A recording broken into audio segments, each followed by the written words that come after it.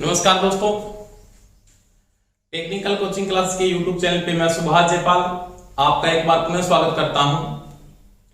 दोस्तों, अपने जो इलेक्शन थ्योरी का जो क्लास को स्टार्ट किया था, आज अपने उसकी नेक्स्ट क्लास स्टार्ट करेंगे। और एक सभी स्टूडेंटों को मैं ये बोल रहा हूं कि सभी स्टूडेंट नोट साथ साथ में तैयार करते रहें। अपने पॉलीफेज का टॉपिक स्टार्ट कर दिया है, उसकी एक क्लास कंप्लीट हो गई थी। आज अपने उसकी सेकंड क्लास को स्टार्ट करने जा रहे हैं। और सेकंड क्लास में अपने क्या पढ़ रहे थे? पॉलीफेज के बारे में पढ़ रहे थे, यानी बहुफेज प्रणाली।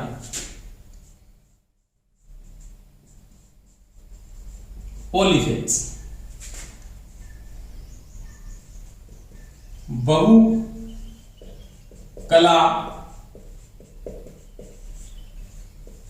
प्रणाली, इसके बारे में बात कर रहे थे। कल मैंने बात की थी, टॉपिक जो चल रहा था कल अपने बात की थी कि आपका जो प्रत्येक फेज का तात्कालिक मान है, जैसे मैंने इसमें नोट किया था Bm sin omega T.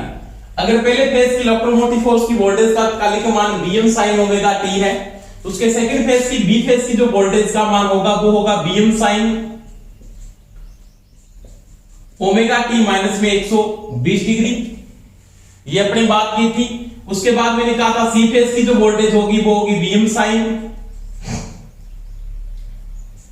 Omega T minus क्या होगा 240 डिग्री। यानी कल अपने बात की थी कि पहले फेज से दूसरे फेज की वोल्टेज 120 डिग्री पिछड़ जाती है और तीसरे फेज की वोल्टेज पहले फेज से 240 डिग्री पिछड़ जाती है। इसकी अपने बात की थी। जैसे मैंने फेज क्रम की बात करता हूं, अगर आपका जो कला अनुक्रम है, क्या है? कला अनुक्रम, कि मेरा जो फेज क्रम है उसमें मैंने एबीसी को लिया। एबीसी अगर आपके पास फेज क्रम नहीं है तो आपने दे जैसे आर वाई बी फेज क्रम है, आर वाई बी, यानी आर फेज की वोल्टेज या धारा के बीच में जो एंगल क्रिएट हो रहा है या फेज एंगल जो बढ़ रहा है, उससे मैंने कल बात की। सबसे पहले फेज स्टार्ट होगा 0 डिग्री से, जो फेज स्टार्ट होगा वो आर फेज स्टार्ट हुआ। उसके बाद आपका 120 डिग्री के बाद पिछड़ने के बाद कौन सा फेज स्टार्ट हुआ? वाई फेज स्टार्ट हुआ। और आर फेज से 240 डिग्री पिछड़ने के बाद कौन सा फेज स्टार्ट होता है? आपका बी फेज स्टार्ट होता है। अब अगर ये आपका कला अनुक्रम है, आर वाई बी है, क्या है? R Y B. इसे मैंने कल आपको ये भी बात की थी कि तीनों फेजों के अगर तात्कालिक मानों का आप योग करते हो, अगर इन तीनों को आप क्या करते हो, आपस में जोड़ देते हो, तो आपके पास जो वैल्यू आती है वो हमेशा क्या आती है? 0 आती है। जो मैंने कल आपको डीपली समझाया था पूरा का पूरा टॉपिक के अंदर कि तात्कालिक मानों को जब आप एक बिंदु पे जोड़ते हो तो उनका योग हमेशा क्या आता है दोस्तों? 0 आता है। अब देखो, आपके पास 3 फेज का जो कला अनुक्रम है, क्या है? कला अनुक्रम। आपके पास जो कला अनुक्रम है, मान लिया आर वाई बी है, क्या है? R Y B. अगर आप कला अनुक्रम बदल देते हो, अगर आप कला अनुक्रम में क्या करते हो? चेंजिंग करते हो, आपका कला अनुक्रम बैलेंस है या अनबैलेंस है वो भी आपको देखना पड़ेगा। यानी पर्याय स्रोत का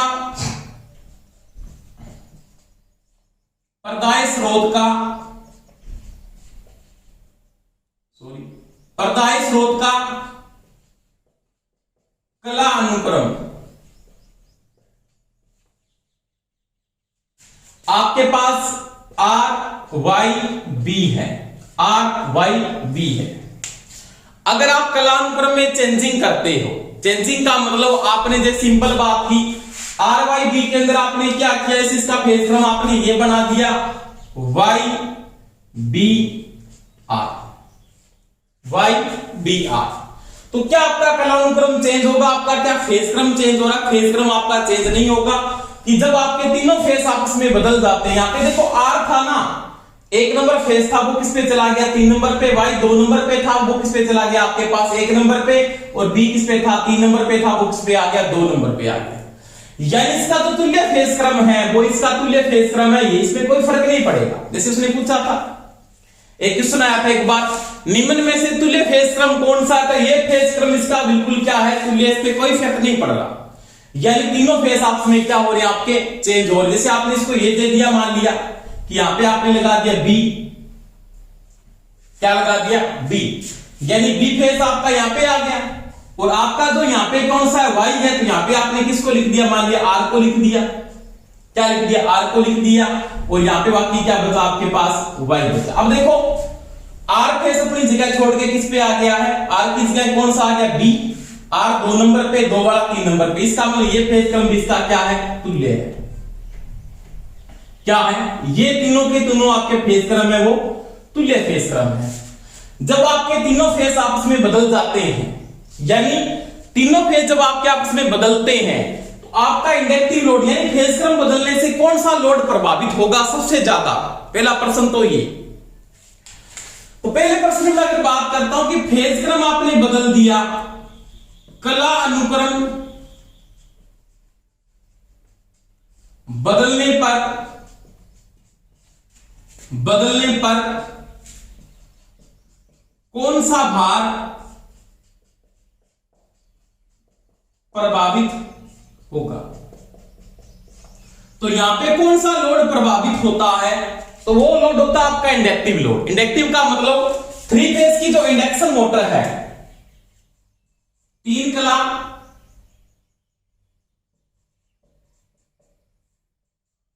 प्रेरण मोटर की घूर्णन दिशा बदल जाती है। ये चीज का ध्यान रख लेना। यानी आपने कलानुक्रम बदलने से कौन सा लोड प्रभावित होता है, तो 3 कला यानी 3 फेज की जो इंडक्शन मोटर है उसकी घूर्णन दिशा क्या होती है, बदल जाती है। पहली बात यहां पे नोट की, अगर कोई आपको ये बोल देता है कि आपके 3 फेज है, इनमें से कौन सा फेज भिन्न है, कोई फेज भिन्न नहीं है, क्योंकि तीनों फेज आपस में क्या हो रहे हैं, चेंज हो रहे हैं। अगर आपकी मोटर एंटी क्लॉकवाइज घूम रही है तो एंटी क्लॉकवाइज घूमेगी, अगर वो क्लॉकवाइज घूम रही है तो आपकी क्या घूमेगी, क्लॉकवाइज घूमेगी। जब आपके तीनों फेज आपके चेंजिंग हो रहे हैं तो आपका इंडक्टिव लोड पे कोई भी प्रभाव नहीं पड़ता, यानी फेज क्रम पे कोई भी प्रभाव नहीं पड़ता। यानी ये तीनों फेज आपस में क्या है, तुल्य फेज है। क्या है, ये आपके तुल्य फेज है, तुल्य फेज क्रम है। जुड़ने की वो आपको ये दे, ऑप्शन जुड़ने की वो आपको यही दे। जैसे मैंने बोला आपका फेज क्रम आर वाई बी है, इनमें से कौन सा फेज क्रम भिन्न है, कोई भिन्न नहीं है, कोई प्रभाव नहीं पड़ेगा, क्योंकि तीनों फेज आपस में क्या हो रहे हैं, चेंज हो रहे हैं। जैसे इसने ये बोल दिया कि आपका जो फेज क्रम आ रहा है वो ये फेज क्रम था R Y B, R Y B. आपका पहले फेज क्रम कौन सा था, वो था आर वाई बी। आपने चेंज किया आर बी वाई कर दिया, तो यहां पे कितने फेज चेंज हुए दोस्तों, 2 फेज चेंज हुए हैं। आपने क्या कर दिया, आपने कर दिया वाई आर बी कर दिया, यहां पे कितने चेंज हुए आपके, 2 चेंज हुए हैं। आपने फेज क्रम मान लिया ये कर दिया बी बी वाई आर, यानी इनमें क्या हो गया, ओनली फॉर आपके 2 फेज चेंज हो रहे हैं। यानी आर आर की जगह है तो वाई किसकी जगह चला गया, बी की जगह, और बी किसकी जगह आ गया, वाई की जगह। यहां पे देखो आर की जगह वाई आ गया और वाई की जगह आर बी अपनी जगह है, और यहां पे देखो बी आर की जगह आर बी की जगह पर तो वाई अपनी जगह है। इसका मतलब यहां पे ओनली फॉर आपके क्या हो रहे हैं, 2 फेज ही चेंज हो रहे हैं। क्या हो रहे हैं, 2 फेज चेंज हो रहे हैं। अब ये फेज क्रम इस फेज क्रम का बिल्कुल क्या है, भिन्न है। ये क्या है, आपका भिन्न फेज क्रम है। अगर 3 फेज प्रणाली के अंदर या 3 कला के अंदर आप 2 फेसों को आपस में बदल देते हो तो इंडक्टिव लोड है, यानी 3 कला प्रेरण मोटर की घूर्णन दिशा हमेशा क्या होती है, बदल जाती है। आपका कलानुक्रम चेंज कब होगा दोस्तों, जब आप 2 फेसों को आपस में क्या करते हो, चेंज करते हो। अगर आप तीनों फेसों को आपस में चेंज कर दोगे तो उसमें कोई प्रभाव नहीं पड़ता। ये चीज का दिमाग में सेट रख लेना। अब क्वेश्चन किस प्रकार से पूछ लेता है कि आपका क्वेश्चन आया, क्वेश्चन पूछा उसने कैसे कि आपका पहले फेज क्रम था ना, वो आर वाई बी था। क्या था, आर वाई बी था। आर वाई बी के अंदर कौन सा फेज क्रम भिन्न है, 3 ऑप्शन आपने इसने ये दे दिया, एक ऑप्शन इसने ये दे दिया, ए बी सी। तो ये जिसके क्या तीनों की तीनों तुल्य है। अब इनमें से एक ऑप्शन डालेगा वो यहां पे, जहां पे क्या करेगा, only for 2 he phase change करेगा, तो वो फेज क्रम उसका क्या होगा, भिन्न होगा। यानी यहां पे तो 2 फेज चेंज हो रहे हैं, 2 कला आपस में बदली जा रही है। और यहां पे क्या है, तीनों के तीनों फेस आपस में क्या हो रहे हैं, बदल जा रहे हैं। जैसे इसमें यह पूछा आर वाई बी के अंदर निम्न में से कौन सा फेस भिन्न है, तीन ऑप्शन आपको ये डाल दिए, तीन ऑप्शन। जैसे मैं क्वेश्चन करवा देता हूं आपको, आराम से समझ में आ जाए, कोई समस्या नहीं होगी। आप ध्यान से देखना बोर्ड के ऊपर ऐसे प्रश्न पूछा, सुनिए। तीन कला प्रणाली में, तीन कला प्रणाली में निम्न में से कौन सा फेज क्रम भिन्न है, कौन सा फेज क्रम भिन्न है। जैसे उसने पहला ऑप्शन आपको क्या दे दिया, आर वाई बी, एक तो ये ऑप्शन दे दिया, बी में क्या दे दिया, वाई बी आर, सी में क्या दे दिया, बी आर वाई। और पहले बोलता तो पहले फेज क्रम था वो आपका कौन सा है, पहले फेज क्रम है वो आपका कौन सा दोस्तों, आर वाई बी है। अब डी ऑप्शन आपको क्या दे दिया, डी में उसने डाल दिया वाई आर बी, ये चार ऑप्शन दे। अब देखो पहली बात, आपका पहले फेज क्रम क्या था, तो पहले फेज क्रम आपका क्या है, आर वाई बी है। क्या है, आर वाई बी। उसने ऑप्शन में क्या दिया, आर वाई बी, इसके तो तुल्य है फेज क्रम। यहां पे इसके साथ भी तीनों फेज आपस में क्या हो रहे हैं, चेंज हो रहे हैं। देखो आर की जगह नहीं है, वाई की जगह नहीं है, बी की जगह नहीं है, इसका मतलब ये फेज तीनों चेंज, इसका मतलब ये भी इसका क्या तुल्य है। तीसरी बात करूं, बी आर वाई, यहां पे भी क्या हो रहा है, तीनों की तीनों फेज आपस में, इसका भी ये तुल्य है। इसमें देखो वाई आर की जगह वाई है, बिल्कुल सही, ये चेंज हुआ है, और आपका वाई की जगह आर आ गया, ये भी चेंज हुआ, परंतु बी अपनी जगह ही है, बी की जगह ही पड़ा हुआ है। इसका मतलब ये फेज क्रम आपका क्या है, अलग है, ये फेज क्रम आपका क्या होगा, भिन्न होगा, ये इसका क्या होगा, उस समय राइट आंसर होगा। इस प्रकार से वो क्वेश्चन को पूछेगा, आपको फेज क्रम देगा। अगर वो भिन्न फेज क्रम पूछ रहा है तो आपको देखना है कि तीनों चेंज कर रहा है, तो तीनों में से जहां पे दो चेंज किए जा रहे हैं वो उनका क्या होगा, भिन्न होगा। एक क्वेश्चन आपको ये पूछा, उसने मान लिया। अब एक क्वेश्चन उसने ये पूछ लिया, मान लिया इसी से पर्सन से, इसका मैं ऑप्शन चेंज करता हूं, कुछ नहीं करता। आपके पास फेज क्रम आर वाई बी है, तीन कला प्रणाली में निम्न में से कौन सा फेज क्या होगा, भिन्न होगा। ये क्वेश्चन सेम पूछा, यहाँ पे इसने तीनों के तीनों चेंज किए हैं। अब ये इसका इक्वलमेंट है, इसमें कोई फर्क नहीं है, ये इसका इक्वलमेंट है और ये भी इसका क्या तुल्य है, परंतु जहां पे दो फेज चेंज होंगे वो क्या होगा, फेज क्रम आपका अलग हो जाएगा। अब देखो इसी प्रश्न को उसने इसे आंसर में दे दिया। पहला ऑप्शन उसने ये दे दिया मेरे को, ए में R B Y, R B Y. B option उसने ये दे दिया मेरे को, वाई आर बी, और सी ऑप्शन मेरे को ये दे दिया, बी वाई आर। और डी में आपको ऑप्शन ये दे देता है, डी में उसने क्या लिख दिया, B R Y, B R Y. अब देखो यहां पे सोचने वाली बात है, निम्न में से कौन सा फेज क्रम भिन्न है। अब देखो पहले ऑप्शन को अगर आप देख रहे हो तो पहले ऑप्शन में आपके कितने फेज चेंज हुए हैं। देखो पहले फेज क्रम आपका आर वाई बी था, यहां पे आर अपनी जगह है, ओनली फॉर आपके दो फेज आपस में चेंज हुए हैं, वाई की जगह बी आ गया और बी की जगह वाई चला गया है। इसमें ओनली फॉर कितने चेंज हुए हैं, दो फेज चेंज हुए हैं। इसमें देखो वाई आर की जगह वाई है, आर वाई की जगह चला गया, बी अपनी जगह है, इसका मतलब ये चेंज हुआ है नहीं। इसमें भी दो चेंज हुए हैं, इसमें भी दो चेंज हुए हैं, इसमें भी दो चेंज हुए हैं, इसका मतलब ये इसके तुल्य मानूंगा मैं। इसमें देखो आर की जगह बी आ गया, वाई की जगह है और आप बी की जगह आर आ गया, इसमें भी कितने चेंज हुए हैं, दो चेंज हुए हैं। इसका मतलब ये तो तीनों एक समान है, इनमें क्या कर रहा है, दो चेंज कर रहा है। कितने चेंज कर रहा है, दो ही चेंज कर रहा है। परंतु इस ऑप्शन में देखो आर की जगह बी आ गया, ये भी चेंज हो गया, वाई की जगह आर आ गया, ये भी चेंज हो गया, बी की जगह वाई आ गया, ये इसमें कितने चेंज हुए, तीन। इसका मतलब ये फेज क्रम दोस्तों आपका क्या होगा, भिन्न होगा। तो इस प्रकार से क्वेश्चन पूछ सकता है फेज क्रम के अंदर कि आपका फेज क्रम ये जरूरी कि वो आर वाई बी दे, आपको आर बी वाई बोल दे, तो वो आपको देखना पड़ेगा कि वो तीनों चेंज कर रहा है, तीनों चेंज करने के साथ उसमें फेज क्रम पे कोई प्रभाव नहीं पड़ता। अगर वो दो चेंज कर रहा है तो उसमें फेज क्रम में चेंजिंग आती है, उसमें 3 फेज की इंडक्शन मोटर की घूर्णन दिशा बदल जाती है। तो ये आपकी फेज क्रम की बात हुई कि फेज क्रम में ऑप्शन आपको देख के चलना है कि किस प्रकार से ऑप्शन वो डाल रहा है और क्या पूछ रहा है। भिन्न में कैसे प्रश्न पूछेगा, अगर वो तीनों चेंज कर रहा है, कितनों में तीनों चेंज कर रहा है, अगर 3 ऑप्शनों में वो 3 चेंज कर रहा है तो एक ऑप्शन में फिर वो 2 चेंज करेगा, वो उसका क्या होगा, भिन्न होगा। अगर आपके तीन ऑप्शनों में वो 2 फेज चेंज कर रहा है तो एक ऑप्शन में वो क्या करेगा, 3 फेज चेंज करेगा। वो चीज का आप ध्यान रखोगे। समझ में आई दोस्तों मेरी बात। तो ये आपके क्वेश्चन को पूछ सकता है कि कौन सा फेज क्रम तुल्य होता है। अगर तीनों फेज चेंज करता है तो वो तुल्य है, अगर वो 2 चेंज करता है तो फेज क्रम आपका क्या हो जाता है दोस्तों, भिन्न हो जाता है। तो ये पॉलीफेज में फेज क्रम की बात की किस प्रकार से वो प्रश्न को पूछ सकता है। अब देखो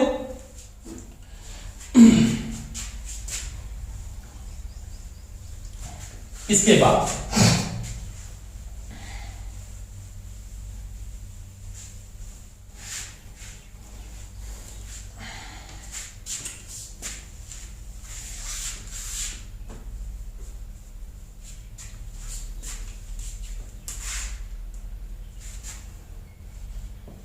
तीन कला पर्दाए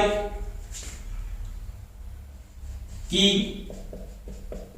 वाइंडिंग, जिसको हिंदी में क्या बोलते हैं, वेस्टर्न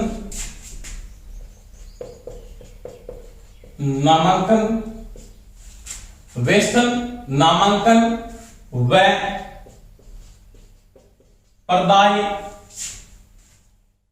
पर्दाए विवरण। ये क्या क्या बातें बोलता है कि 3 कला पर्दाएं है, 3 कला वाइंडिंग आप बना रहे हो, 3 कला आपके पास पर्दाएं हैं, आपके पास 3 फेज की आपको वाइंडिंग डालनी है। जैसे मेरे पास 3 फेज की वाइंडिंग है,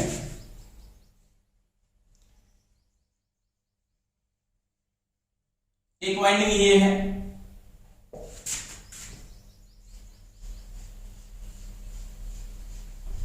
एक वाइंडिंग ये है और एक वाइंडिंग आपके पास ये है। अब वाइंडिंग नामांकन कैसे होता है तो वो लिखते हैं U1 U2 V1 V2 और W1 W2। ये पर्दाय स्रोत के अंदर मैंने वाइंडिंग को डाल दिया। अब पर्दाय स्रोत आपका बैलेंस का है या नहीं, पहले आप ये नोट करोगे कि पर्दाय जो आप बना रहे हो, आपने अल्टरनेटर में 3 वाइंडिंग डाल दी, आपका 3 फेज का संयोजन है। जैसे मैंने कहा 3 फेज का आपका स्टार कनेक्शन है, चाहे वो डेल्टा कनेक्शन, उसके बारे में आगे बात करेंगे अपने। मेरे पास 3 फेज की 3 वाइंडिंग है, 1 नंबर 2 नंबर 3 नंबर। सबसे पहले आपका पर्दाय क्या होना चाहिए, संतुलित होना चाहिए। क्या होना चाहिए, संतुलित होना चाहिए।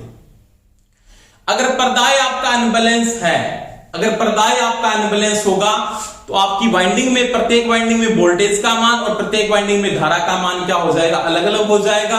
और उसमें आपका जो उदासीन बिंदु होगा उसमें जो धारा का मान होगा वो भी क्या होगा, अलग मेंटेन होगा। तो पर्दाय आपका बैलेंस का है या वो अनबैलेंस है, उसके बारे में सबसे पहले बात करेंगे कि मैं 3 फेज की यहाँ पे वाइंडिंग डाल रहा हूं और वाइंडिंग के दौरान आपका जो पर्दाय है वो बैलेंस का है या अनबैलेंस का है। तो सबसे पहले वो ये बहुत बोलता है कि 1 नंबर कंडीशन के अंदर आपका जो वाइंडिंग नामांकन होगा 3 फेज के अंदर, उसका नामांकन होगा U1 U2 V1 V2 और W1 W2। अब देखो पर्दाय में 1 नंबर बात में आपको ये ध्यान रखना है कि प्रत्येक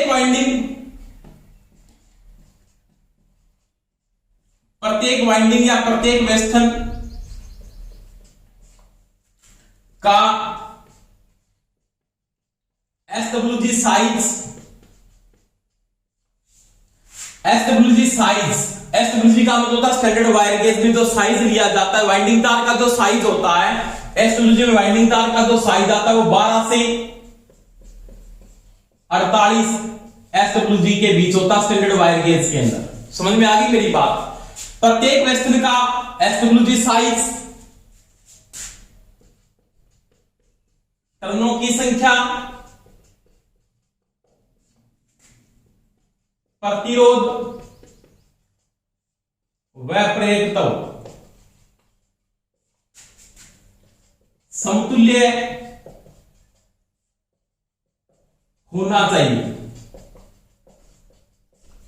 समतुल्य होना चाहिए, यानी प्रत्येक वेस्टर्न में एसडब्ल्यूजी साइज, टर्नों की संख्या, प्रतिरोध व प्रेरकत्व तो समतुल्य होना चाहिए। अगर यह समतुल्य है, अगर समतुल्य है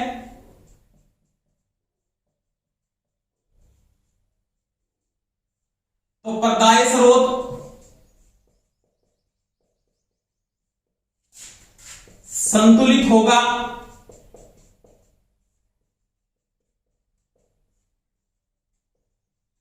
अन्यथा वह असंतुलित है, असंतुलित है। ये चीज का ध्यान रखेंगे। अगर पर्दाए बना रहे, पर्दाए का मतलब जो आपने वाइंडिंग डाली है, प्रत्येक वाइंडिंग के अंदर आपके पास वोल्टेज का मान, मैं ये बोलूं कि प्रत्येक वाइंडिंग में वोल्टेज का मान समान आए, कब आएगा? जब उसका एसडब्ल्यूजी साइड, टर्नों की संख्या, प्रतिरोध, प्रेरकत्व का मान अगर समतुल्य है तो क्या होगा? प्रत्येक वाइंडिंग की वोल्टेज का मान, प्रत्येक की धारा का मान क्या होगा? बराबर होगा। नहीं तो पर्दाए आपका क्या होता दोस्तों? अनबैलेंस होता, पहले से अनबैलेंस है, बिना लोड भी अनबैलेंस हो जाएगा। आप कहते हो ना बार संतुलित है कि नहीं, पर्दाए का मतलब, आप पर्दाए स्रोत का मतलब अल्टरनेटर खुद है। अल्टरनेटर में आपने वाइंडिंग को डाल रखा है, पहले वो बैलेंस में खुद है या नहीं, फिर आपने लोड डाला, फिर लोड उसको अनबैलेंस कर रहा है या बैलेंस कर रहा है। कि आपने वाइंडिंग को डाल दिया और वाइंडिंग डालने के बाद आपको सबसे पहले ये नोट करना है कि ये वाइंडिंग बैलेंस की है या नहीं की मैंने। अगर आपने वाइंडिंग बैलेंस की नहीं की तो पर्दाए स्रोत क्या होगा? आपका असंतुलित होगा। अगर वो वाइंडिंग आपकी बैलेंस की है तो पर्दाए स्रोत आपका क्या होगा? संतुलित होगा। ये चीज का ध्यान रख लेना। तो ये चीज आपको यहां पे नोट करनी है कि पर्दाए स्रोत आपके पास बैलेंस का बन रहा है या वो अनबैलेंस का है, उसके बारे में पहले क्या करेंगे आप बात करेंगे। 2 नंबर बात को मैं यहां पे अगर नोट करता हूं, इसमें 2 नंबर बात अगर आप नोट करोगे यहां पे, अगर पर्दाए स्रोत संतुलित है तो तीनों कलाओं का कला विस्थापन 120 डिग्री होगा। अगर पर्दाए स्रोत आपका संतुलित है तो तीनों फेज का जो फेज डिफरेंस है वो 120 डिग्री होगा। 120 डिग्री का मतलब मैंने आपको बता दिया है, कितने में पाई के साथ भी मान को वो लिख सकता है। अगर पर्दाए असंतुलित है, अगर पर्दाए असंतुलित है तो कला विस्थापन 120 डिग्री से भिन्न होगा। यह चीज का भी ध्यान रखेंगे। यानी वो अनबैलेंस का पर्दाए है, अनबैलेंस का मतलब वाइंडिंग में एक में टर्नों की संख्या ज्यादा डाल दी, एक में कम डाल दी, इसका मतलब वो अनबैलेंस हो गया, तो उसका जो कला विस्थापन होगा वो 120 डिग्री से अलग आएगा। अगर वो कला विस्थापन 120 डिग्री है तो प्रत्येक वाइंडिंग में क्या है? बैलेंस की वाइंडिंग की गई है, प्रत्येक में एसडब्ल्यूजी साइज, टर्नों की संख्या, प्रेरकत्व और प्रतिरोध का मान भी क्या है? समतुल्य है। 4 नंबर बात, 3 नंबर में बात अगर यहां पे करता हूं, 3 नंबर कंडीशन में वो क्या बोलता है कि पर्दाए स्रोत के अंदर आपके पास तीनों फेसों की वाइंडिंग की वोल्टेज, अगर पर्दाए स्रोत संतुलित है तो तीनों फेजों या तीनों कलाओं की वोल्टेज परस्पर तुल्य होगी। क्या होगी? तुल्य होगी। अगर पर्दाए स्रोत संतुलित है तो तीनों कलाओं की वोल्टेज परस्पर क्या होगी? तुल्य होगी।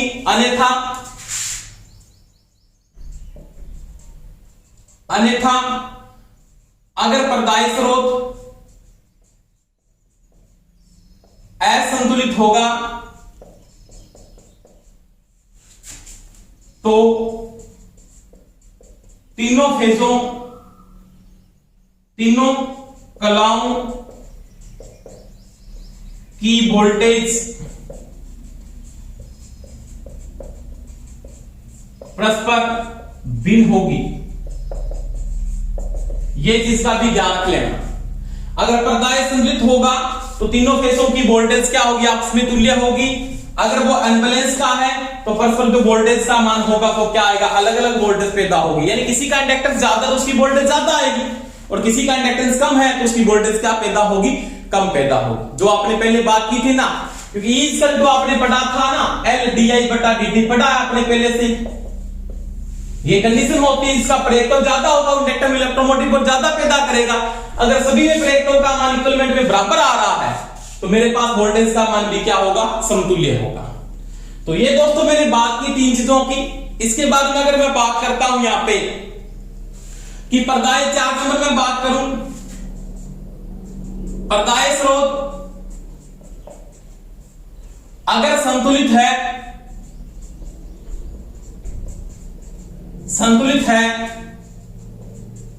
और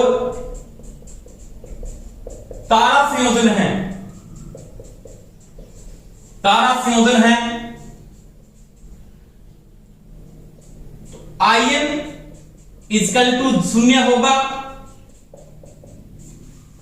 आयन यानी कि न्यूट्रल में धारा का मान 0 होगा, अन्यथा असंतुलित अवस्था में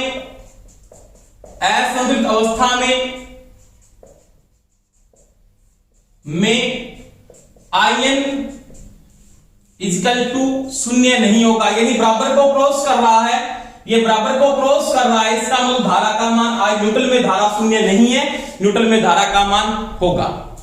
तो ये चीज का ध्यान रखना। सबसे पहले जो वाइंडिंग करोगे उस वाइंडिंग में आपको कला विस्थापन है, और वाइंडिंग में आपके पास वोल्टेज का जो मान है, अगर वो स्टार का कनेक्शन हो रहा है, बैलेंस की वाइंडिंग है, तभी आपके पास न्यूट्रल में धारा 0 होगी, अन्यथा आयन इक्वल टू 0 नहीं होता। अगर बराबर को क्रॉस कर रहा है, इसका मतलब आयन इक्वल टू 0 नहीं है, इसका कहने का मतलब ये है। तो ये कंडीशन आपको पहले ध्यान रखनी पड़ेगी कि जो वाइंडिंग स्थापित कर रहे हो वो आपकी बैलेंस की वाइंडिंग है या नहीं है। उसके बारे में मैंने बात की कि वाइंडिंग अगर बैलेंस की है तो आपको ध्यान रखना पड़ेगा कि ये वाइंडिंग मेरे पास बैलेंस की है। अगर वो वाइंडिंग आपके पास अनबैलेंस की है तो उस बीच में अपनों को क्या करना पड़ेगा, ध्यान रखना पड़ेगा। अनबैलेंस के अंदर आपका कला विस्थापन चेंज हो जाएगा और अन्य कंडीशन भी आपकी क्या होगी, चेंज होगी। अब इसके बाद एक 4 नंबर और बात आती है। 4 नंबर कंडीशन में वो क्या कहता है कि पर्दाय स्रोत अगर आपका संतुलित है, पर्दाय स्रोत अगर आपका क्या है, संतुलित है। यहां पे लिख देता हूं मैं 5 नंबर, पर्दाय स्रोत अगर संतुलित है तो उसका परिणाम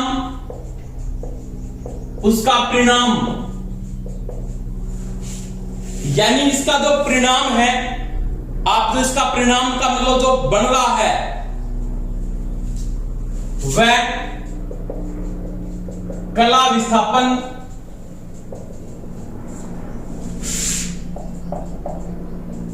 परस्पर तुल्य होंगे, अन्यथा यह क्या हो जाएगा, अतुल्य अवस्था में क्या होगा, अतुल्य होगा।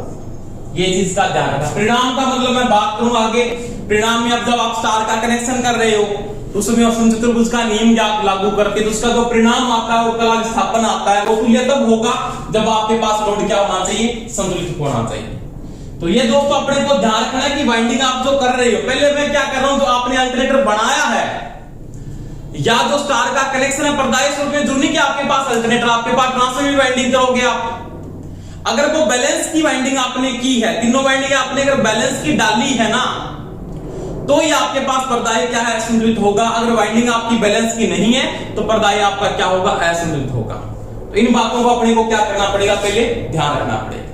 इसके बाद अपने बात करेंगे नेक्स्ट जो कनेक्शन है, कौन कौन से कनेक्शन यूज होते हैं 3 फेज के अंदर या पॉलीफेज में, कौन कौन से कनेक्शन अपने काम में आते हैं और कैसे उनका नियम पढ़ेंगे, उसके बारे में बात करेंगे। वो देखो आगे देखो। इसके बाद अपने बात करते हैं नेक्स्ट टॉपिक पे, वो देखो आराम से।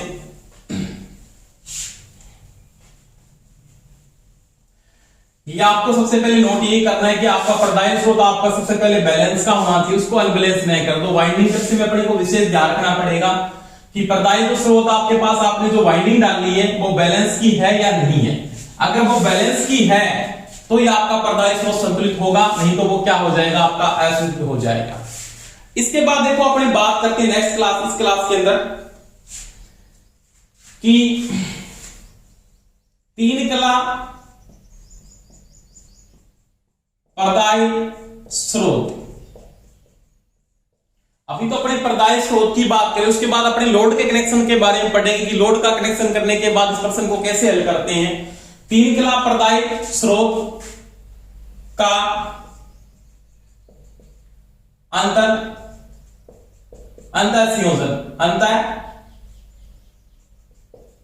संयोजन, यानी 3 कला प्रदायी स्रोत को मैं जोड़ रहा हूं, उसको संयोजित कर रहा हूं। कितने प्रकार से इसको जोड़ा जाता है, तो जोड़ने का जो कनेक्शन अपने यूज करते हैं वो 2 प्रकार से इस वाइंडिंग को जोड़ा जाता है। सबसे पहले अपने जो कनेक्शन पढ़ेंगे, 1 नंबर होगा आपका तारा संयोजन,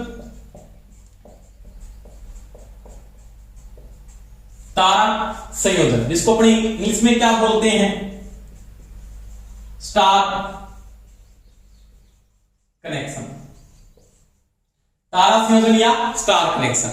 यानी आपके पास स्टार की वाइंडिंग है, उसको क्या बोलेंगे, तारा संयोजन, या उसका क्या होगा, आपका स्टार का संयोजन है। इसको अपने कैसे लिख देते हैं, इस प्रकार से दिखाया जाता है, और कई बार ऐसे भी लिख देते हैं WY। इसका मतलब ये आपके पास जो कनेक्शन आपने डाला है वो कौन सा कनेक्शन है, तारा संयोजन को दर्शाया जाता है इस कनेक्शन के द्वारा, इस विधि के द्वारा। यानी आपके पास जो वाइंडिंग डाली गई है वो कौन सी वाइंडिंग है, तो वो आपकी जो वाइंडिंग है वो कौन सी आपके पास स्टार की वाइंडिंग आपने यहां पे डाल रखी है। उसके बाद 2 नंबर कनेक्शन आता है, वो कौन सा आता है, डेल्टा संयोजन। डेल्टा संयोजन को अपने मेष का संयोजन भी कहते हैं। क्या कहते हैं, मेष का संयोजन, डेल्टा संयोजन या मेष संयोजन। डेल्टा को आप इस प्रकार से दिखाते हैं, यानी जो डेल्टा का संयोजन आप दिखाया जाता है उस प्रकार से आप डेल्टा के संयोजन को इस प्रकार से क्या करते हो, दर्शाते हो। यानी ये जो कनेक्शन है वो कौन सा होगा, आपका डेल्टा कनेक्शन होगा। अब सबसे पहले जो बात करेंगे स्टार का संयोजन क्या है या तारा संयोजन क्या है, उसके बारे में बात करता हूं कि स्टार संयोजन क्या होता है, उसके बारे में अपने पढ़ेंगे। यानी प्रदायी स्रोत की जो वाइंडिंग है वो 2 प्रकार से संयोजित की जाती है। पहले अपने पढ़ेंगे वो कौन सा कनेक्शन पढ़ेंगे, तारा संयोजन,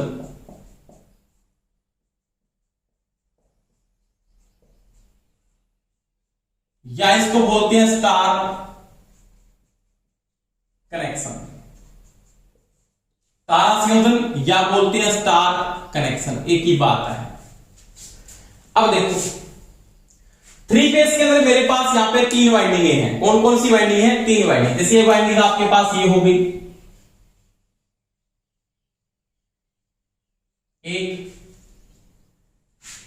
एक वाइंडिंग आपके पास मान लिया ये हो गई, 2 बैलेंस की वाइंडिंग मेरे को स्थापित करनी। मैंने इससे पहले ही बात की थी, आपके पास सबसे पहले जो वाइंडिंग होनी चाहिए वो कौन सी होनी चाहिए, बैलेंस की वाइंडिंग होनी चाहिए। एक वाइंडिंग आपके पास ये हो गई, ये वाइंडिंग है। इसका नामांकन मैंने किया था U1, इसका नामांकन किया था U2, इसका नामांकन किया था V1, इसका नामांकन किया था V2, इसका नामांकन किया था W1, इसका नामांकन किया था W2। एक वाइंडिंग के 2 सिरे होते हैं और कनेक्शन के द्वारा आपके जो सिरे होंगे वो कितने सिरे होंगे, आपके पास 6 सिरे होंगे 3 फेज की वाइंडिंग के अंदर। अब देखो आपको कुछ नहीं करना है, आपको क्या करना है, स्टार कनेक्शन के अंदर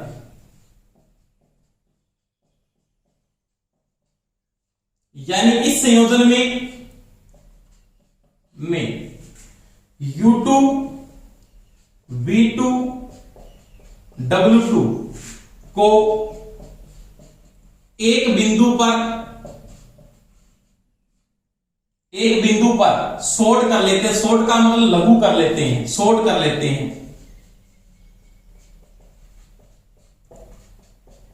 हैं, और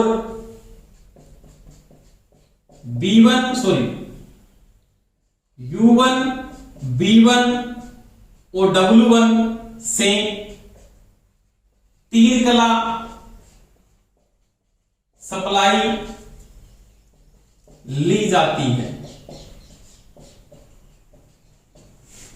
यानी आपको कुछ नहीं करना है, आपके 3 से एक बिंदु तो आपका सिरा U2 एक रहा, U2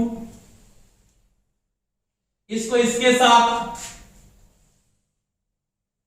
और इसको इसके साथ, तो ये तीनों को जो शॉर्ट किया, ये जो शॉर्ट बिंदु होगा ये किसका निर्माण करेगा, तो ये निर्माण कर देगा न्यूट्रल का।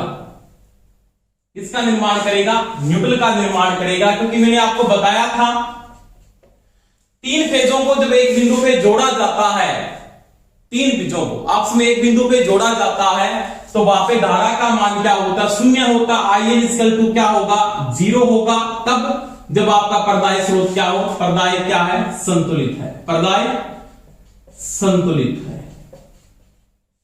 IN इक्वल टू क्या होगा, 0। अब देखो यहां से U1 से आप एक फेस को ले लोगे, इसका मतलब यहां से एक फेस आ गया, मान लिया R, यहां से कौन सा आ गया जी, Y, और यहां से कौन सा आ गया जी, ये आ जाएगा B। तो यहां से आप 3 फेस की सप्लाई दे लोगे।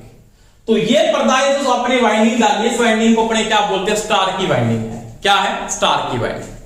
अब देखो स्टार संयोजन में जो कला विस्थापन पैदा होता है, पहली बात तो ये होती है कि स्टार संयोजन में धारा के बीच में कोई कला विस्थापन पैदा नहीं होता, क्योंकि एक प्रकार का जो परिपथ का जो निर्माण हो रहा है, यहाँ पे धारा में आपको पता है, यहाँ पे सभी को पता है न्यूट्रल में धारा 0 है, और प्रत्येक फेज की धारा का मान क्या होगा, समान होगा। तो कला विस्थापन जो पैदा होगा वो किसके मध्य पैदा होता है, वोल्टेज के मध्य पैदा होता है। किसके मध्य पैदा होता है, वोल्टेज के मध्य जो कला विस्थापन आपका क्या होता है, पैदा होता है। और न्यूट्रल में आपके पास धारा का मान यहाँ पे क्या होगा, 0 होगा। जब ये क्या पर्दाय आपका संतुलित है।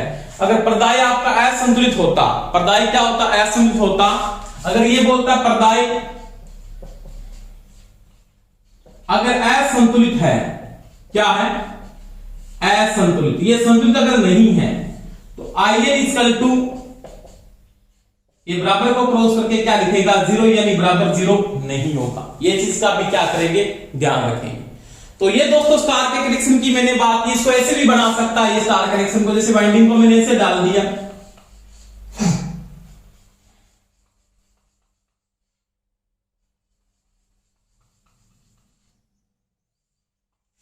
आपका U1, U2, B1, B2 और W1, और ये क्या हो जाएगा, W2। तो ये भी कनेक्शन किसका होगा, स्टार का कनेक्शन है। तो ये दोस्तों मैंने स्टार कनेक्शन की बात की। स्टार कनेक्शन में क्या होगा, आपके पास इन तीनों बिंदुओं को एक बिंदु पे शॉर्ट कर लेते हैं, शॉर्ट कर लिया, और 3 फेज की सप्लाई यहां से क्या ले लेते हैं, बाहर ले लेते हैं। तो ये स्टार कनेक्शन के अंदर होता है। अब देखो स्टार कनेक्शन में जो कला विस्थापन पैदा होता है, स्टार में वोल्टेज का कला विस्थापन, इसके बारे में बात करूंगा। यानी वोल्टेज का जो कला विस्थापन पैदा हो रहा है वो किस प्रकार से पैदा हो रहा है उसकी बात अपने पढ़ेंगे, और इसका जो नियम है वो किस प्रकार से मेंटेन करके चलते हैं उसके बारे में मैं क्या करूंगा, बात करूंगा। अब देखो आराम से,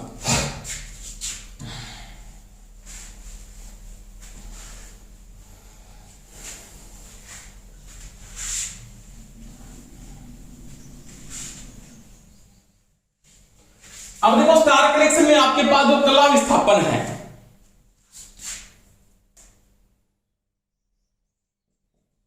स्टार संयोजन का कला विस्थापन, इसके बारे में मैं बात करता हूं। देखो आराम से, आपके पास 3 फेज की 3 सप्लाई है। ये फेज में मान लिया यहां की वोल्टेज का मान आपके पास E आ रहा है, ये फेज वोल्टेज है। इससे 120 डिग्री पिछड़ जाती है, कौन से, बी फेज की वोल्टेज का मान आपने यहां पे बना दिया। ये आपके पास बी फेज की वोल्टेज है R, तो ये क्या होगा, Y, E Y, और ये जो वोल्टेज होगी वो किसकी होगी, ये हो जाएगी आपकी बी फेज की। तो ये वोल्टेज है वो किसकी है, बी फेज की। इसका मान क्या होगा, ये होगी आपके पास E B। अब इन तीनों का जो आपसी कला विस्थापन है 3 फेज में तीनों का, यानी EB, ER, वह आपसी जो ER, EY और EB के बीच कला विस्थापन संतुलित अवस्था में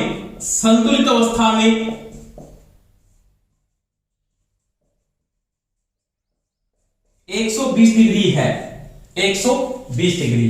अब देखो इसका कोई एक विपरीत फेस निकलता है। विपरीत का मतलब नेगेटिव में जो वैल्यू चलती है, ई वाई की जो नेगेटिव वैल्यू होगी वो ये वैल्यू होगी इसके सामने बिल्कुल। ये तो इसकी वैल्यू आएगी, इसको अपन क्या बोलेंगे, minus E Y, minus E Y. ये चीज का ध्यान रख लेना। इसकी जो नेगेटिव वैल्यू आएगी वो इसके बिल्कुल सामने आएगी, ये वैल्यू।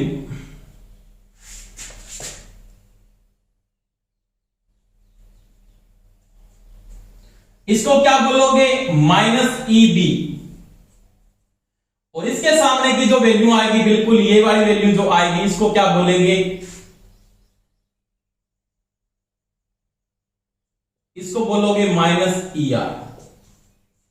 अब एक चीज का ध्यान देखो, यहां पे साथ साथ में नोट करते जाएंगे।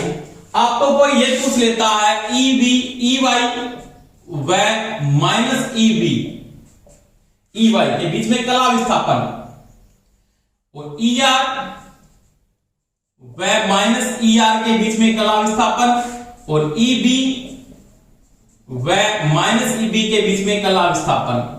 तो इन सभी के बीच में जो कला विस्थापन है तीनों के बीच में वो 180 डिग्री का होता है। ये चीज का ध्यान रख लेना।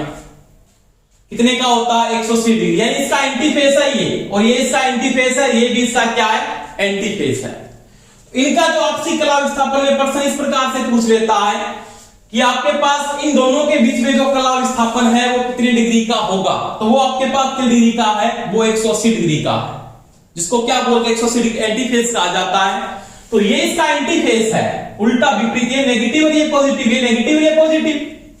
समझ में आ रही है मेरी बात। अब देखो आपको इसकी क्या निकालनी है, लाइन वोल्टेज। यानी जो लाइन वोल्टेज की वैल्यू आ रही है आपके पास, यानी लाइन वोल्टेज का जो मान आएगा इन दोनों के मध्य की जो वोल्टेज है। अब देखो ये फेस डिफरेंस, इन दोनों के बीच का ये एंगल, ये डिफरेंस,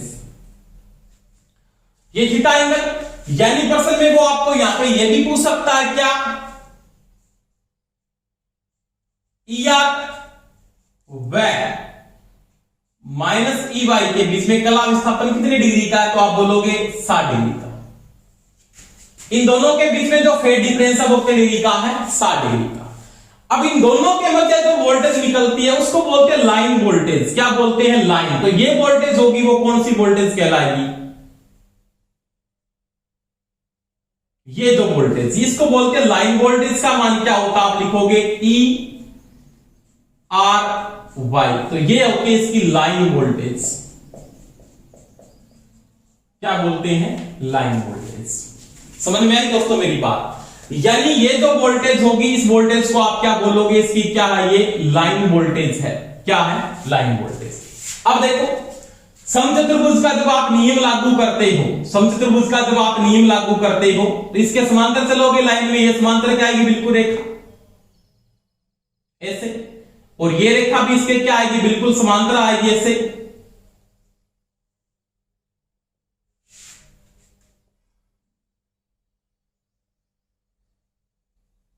इस प्रकार से, और ये रेखा भी इसके बिल्कुल क्या होनी चाहिए, समांतर ऐसे, इस प्रकार से। तो ये जो लाइन वोल्टेज है, तो ये इसकी क्या होगी दोस्तों, लाइन वोल्टेज होगी। इसका जो मान है वो आपके पास क्या है, ये जो वैल्यू है, ये वैल्यू आपके पास क्या होगी, इसकी लाइन वोल्टेज। इसका मान क्या, ई आर वाई। अब देखो ये जो डिफरेंस है, ये कितने डिग्री का है, ये है 30 डिग्री का।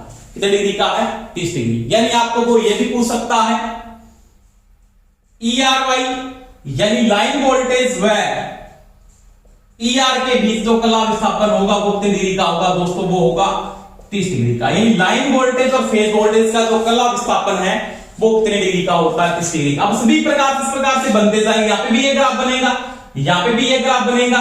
तो ये तो आपके पास 60 डिग्री का है, ये जो एंगल है 60 डिग्री का, ये 30 डिग्री का, ये आपके पास इससे ऊपर वाला ये कितने का बढ़ रहा है, तो ये भी मैंने बताई थी 120 डिग्री का एंगल है।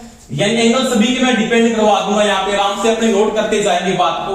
तो ये चीज को आप सबसे पहले नोट किया मैंने कि ई वाई और ई माइनस ई बी के बीच में 180 डिग्री, ये भी 180 डिग्री और ये भी 180 डिग्री।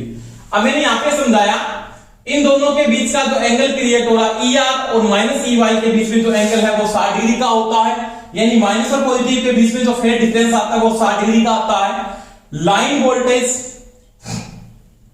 वोल्टेज ये क्या आपके पास फेज वोल्टेज के बीच में जो कला विस्थापन होता है वो कितने डिग्री का होता है, वो 30 डिग्री का। अब देखो लाइन वोल्टेज है क्या, आपके पास लाइन वोल्टेज क्या है, यानी जो लाइन वोल्टेज है ना आपके पास उसकी वैल्यू अगर आप निकालते हो लाइन वोल्टेज,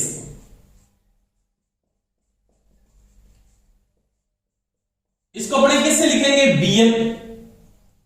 लाइन वोल्टेज को क्या लिखा बीएल, और बीएल क्या है, तो बीएल आपके पास है ई आर वाई, ये लाइन वोल्टेज है, यहां से चतुर्भुज के नियम से ये लाइन वोल्टेज क्या है, तो लाइन वोल्टेज है ना वो इन दोनों का क्या है डिफरेंस है, यानी लाइन वोल्टेज में मैं ये लिख सकता हूं कि लाइन वोल्टेज किसके बराबर है, तो इन दोनों का अंतर है, किसका अंतर है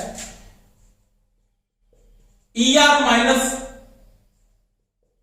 ई वाई का अंतर है, E R minus E Y. अब ई वाई क्या है फेज वोल्टेज है, ये भी क्या है फेज वोल्टेज है, यानी ई आर का मान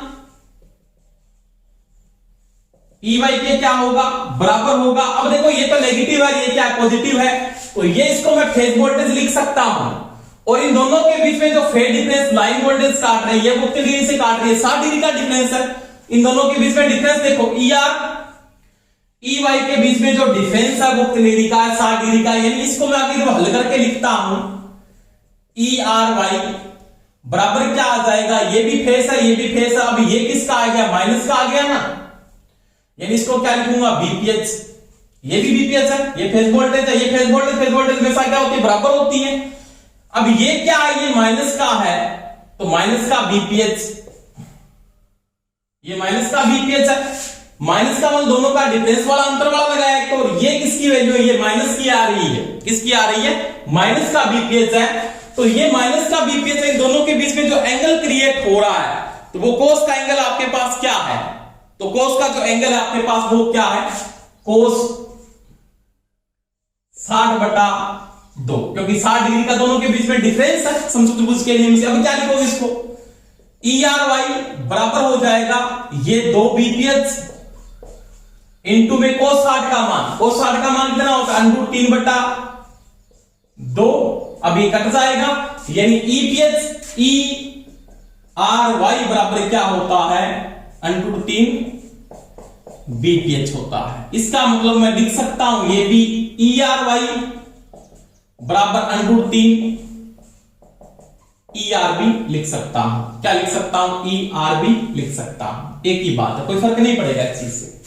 यानी लाइन वोल्टेज फेज वोल्टेज की √3 गुना होती है, क्या होती है √3 गुना, ये चीज का यहां पे ध्यान रखिएगा।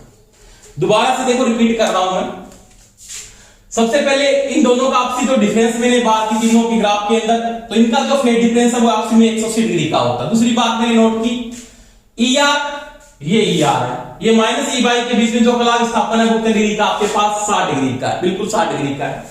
उसके बाद दोनों के बीच में समचतुर्भुज के बीच से लाइन वोल्टेज निकलती है, दोनों के बीच की जो वोल्टेज को क्या बोलेंगे लाइन वोल्टेज, इसका मान क्या ई आर वाई। अब ई आर वाई और ई आर के बीच में जो कला विस्थापन है वो 30 डिग्री का, बिल्कुल 30 डिग्री का, यानी फेज और लाइन वोल्टेज के बीच में जो कला विस्थापन आता है वो 30 डिग्री का होता है। यानी आपको पूछ सकता है लाइन वोल्टेज और फेज वोल्टेज के बीच में कला विस्थापन कितने डिग्री का होता है, तो ये तो आपकी क्या है लाइन वोल्टेज व फेज वोल्टेज का कला विस्थापन